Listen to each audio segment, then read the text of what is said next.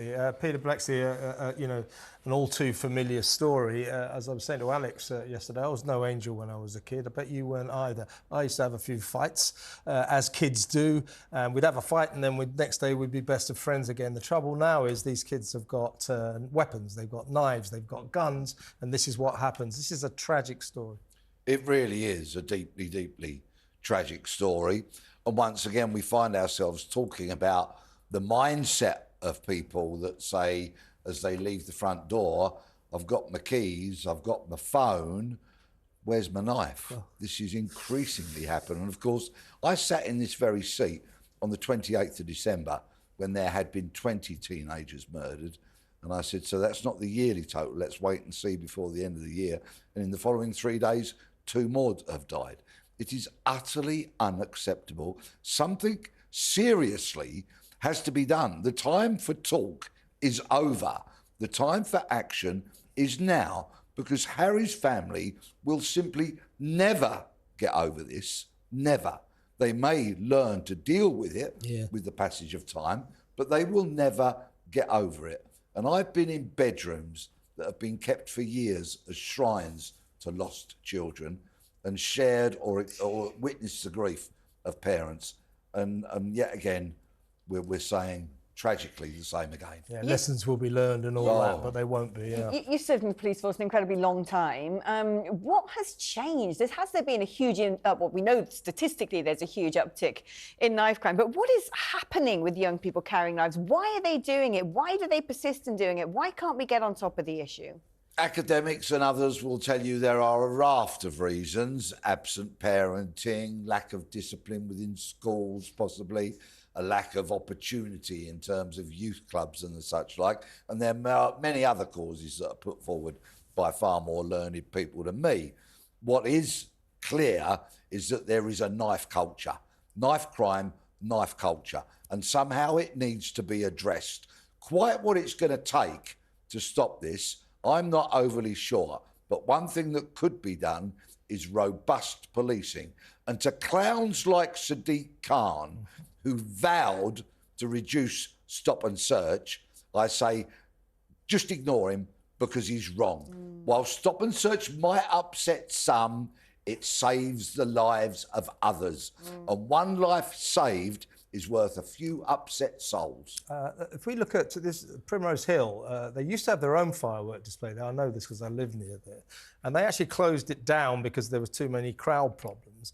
And then for a while, I think they locked off that park on New Year's Eve. But now everybody's going back because it's got a great view of the central London fireworks, the big ones, in which Sadiq Khan boasted that London is a place for everyone. You know, what a great job he was doing, turning it into a green city.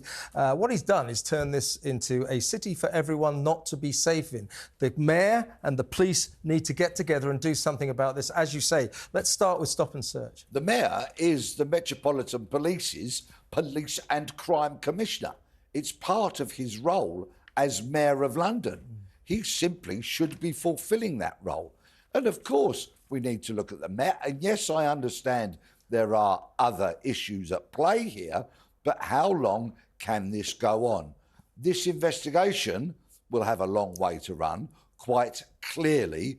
And I would like to, if I may, just for one moment, urge anybody that was there at Primrose Hill on New Year's Eve who may have seen something to get in touch with the police. Now, I'm going to give out a number in just a moment, and I know this works because our show, Crime Suspect, produced by talkTV and hosted on YouTube this year, put out lots of appeals, and no less than 13 people were put in custody as a result of that. Wow. Well, let's do it. So these work. Now, please, if you were in Primrose Hill at any stage on New Year's Eve and you think you saw something, please do not be shy.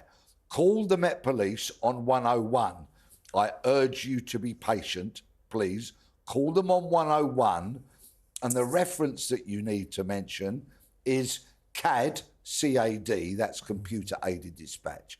CAD reference 6649 of the 31st of December. A quick repeat of that. CAD reference 6649 of the 31st of December. And thank you. Saddest story in the world that Harry's mum, before he went off to sea in the new year, put his dinner in the oven, said you can have that when you come back, and she won't take that dinner out of the oven for obvious reasons. For her and for that devastated family, a happy North London family, 5 kids apparently, they deserve this crime to be solved, don't they? Oh, absolutely. And even when it is solved, and even if a perpetrator or perpetrators are charged, convicted and sent to prison, the hurt simply never goes away. I have spent so much time in the company of people who have lost a loved one to murder, and it is those people that adored the victims that are left behind, that carry the life sentence. We don't know a great deal yet about what led up to this stabbing, this fatal stabbing, and we don't want to prejudice any investigation the police may undertake. What we do know, however, is a 16-year-old has been arrested and now bailed. If it does transpire to be another teenager who has committed this crime, I think we may suspect that that could be the case. What then happens to that person as a minor who's committed such a grave offence? Well, of course, the sentencing of people of whatever age it is a matter for judges and the courts. And pragmatic detectives will always tell you that when they've got somebody, when they've built a case which has led to somebody going in front of a court, that is the detective's work done. Thereafter, it kind of goes out of the hands of detectives and rests with juries, judges, and the like. So various sentences, of course, are always available, and there's a raft of sentencing guidelines that can often dictate what somebody who is convicted of a crime may receive as their punishment. But this is all a very, very long way away from this tragic circumstance that we find ourselves in now. And let's just remember, and my thoughts, of course, are with Harry and his family and anyone who loved him. But it would be remiss of me not to mention that some paramedics and police officers, virtually the first thing they will have done as part of their new year is wash the blood from their hands.